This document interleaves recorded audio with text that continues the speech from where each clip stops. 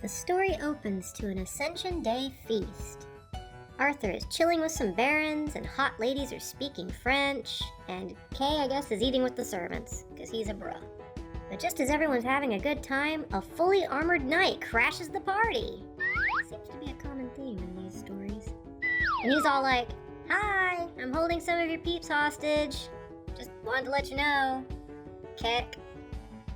And Arthur's just like, "That sucks." As the knight turns to leave, he issues a challenge. "Your Majesty, if your court has a single knight you would dare entrust with the Queen to lead her into the forest following me, on my word, I will wait there for him. For if he can win her in combat against me and succeed in bringing her back again, I will surrender to you at once all the prisoners I hold captive in my land." This is totally not an obvious trap or anything. Wink, wink. So the court is in an uproar, and Kay gets really pouty when he hears this, and he's like, "I'm bouncing. I'm not staying in this dump even if you paid me to." And King Arthur's like, "I mean, I do." But then he's all, "I miss my Kay. Guinevere, go get my Kay back. I have sad now, forever." I don't know if you've noticed yet, but King Arthur is pretty ineffectual, and he's going to remain so in this story. After all, this is a French romance. Rather than being a giant slaying, rampaging warlord like in Joffrey of Monmouth, King Arthur is just kind of a whiny little bee who asks everyone else to solve his problems for him. It's the French's ultimate revenge against those British curs! So Guinevere's just like, "Fine, I'll clean up your freaking mess for you again." So she goes and prostrates herself to convince Kay to stay, and he's like, "I guess you talked me into it, but only as long as you give me whatever I want." And oddly enough, that works. Maybe I should try that on my boss next time.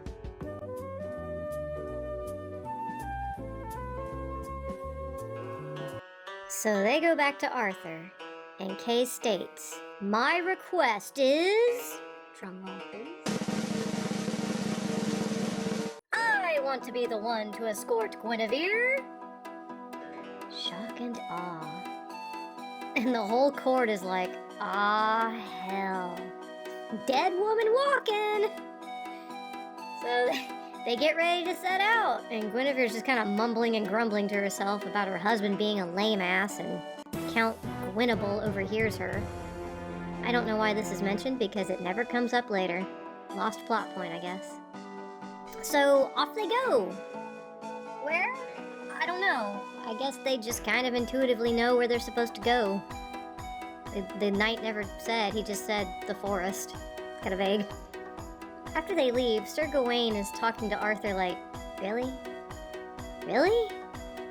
Come on, even I'm not that dopey." So they tail Kay with some other knights. When they reach the forest, Kay's horse runs out with a broken bridle, reins, and some blood splattered on the stirrup leather. The knights are all, "Yep, saw that coming." Meanwhile, Sir Gawain is riding ahead with a spare horse, and he runs into another knight whose horse is about to drop dead from exhaustion. They salute each other, and the other knight's like, "Yo, help a brother out." And Gawain, not even knowing who this dude is like, "Yeah, sure, buddy. You can have whichever horse you want." And so the knight just yoinks the closest one to him, and he speeds on in the direction that Gawain was already heading. And his old horse just falls over dead. And Gawain is like a real heart sweet, because that's like offering some rando whose car died one of your cars.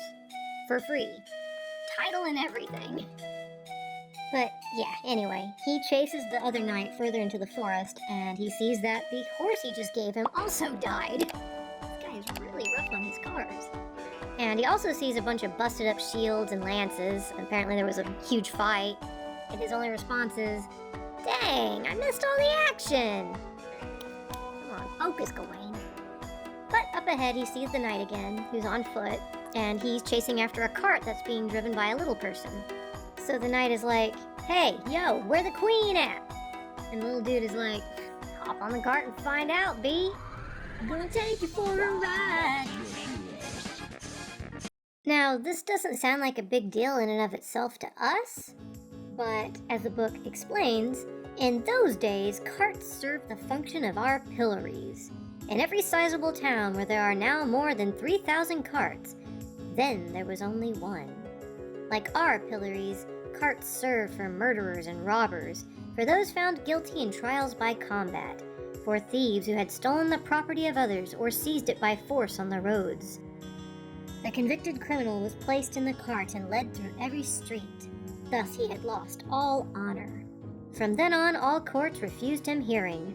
He was neither welcome nor respected. This was the cruel significance of carts in those days. And so that time the proverb was first used. When you meet a cart, make the sign of the cross and pray to God such dishonor not befall you. So it was bad. It was bad. Riding in a cart? No bueno. They're also referring to the raping of noble women because they're property in this time period. Peasant women are free game though. So noting all of this, it's only natural anybody would hesitate. But the knight, he hesitates a mere 2 steps before hopping onto the cart. Remember this point, it will come up later. Reason, which disagrees with love, told him to refrain from climbing in, and admonished and instructed him not to do or undertake anything that could bring him disgrace or reproach. Reason, which dared speak this way, spoke from his lips, but not from his heart. But love, which was enclosed in his heart, urged and commanded him to climb into the cart at once. Love achieved his desire. The knight leapt up without concern for the disgrace, because this was love's will and command. And meanwhile, Gawain is just like, I got my own ride. I'm good. I'll just follow you guys. So they march on, and by dusk, they arrive at this lovely and well-fortified town. And the townsfolk come out, and they start jeering the knight in the cart. They're all like, what did he do? What did he do? Will he be flayed? Will he be burned? Will he be boiled? Fun folk. Seem like a lot of fun at parties. Anyway, Gawain and the unnamed knight arrive at their Airbnb, which is a tower on a cliff. Pretty nice. And they're greeted by some hot lady and her 2 hot maids.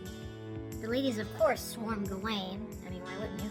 And they ask the driver about the knight, but he's just like, he don't deserve a reply. So he drives off. Gawain and the knight get de-armored, they get robed, and they get served up some hot food. I don't know if any Airbnb is like this nowadays. It's pretty legit. So they're taken to their room, which apparently has 3 beds in it. 2 basic beds and 1 freaking awesome bed, like a Tempur-Pedic or something. The lady says that they can have the basic beds because no basic hoe gets to sleep in the Tempur-Pedic bed.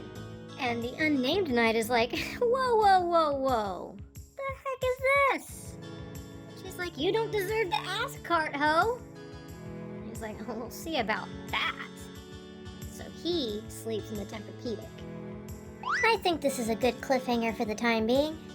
A quick shout out to my patrons and resident Decky Cat. Without y'all, these vids wouldn't be possible. Please look forward to The Knight of the Cart, Part 2, coming at some point. Bye-bye!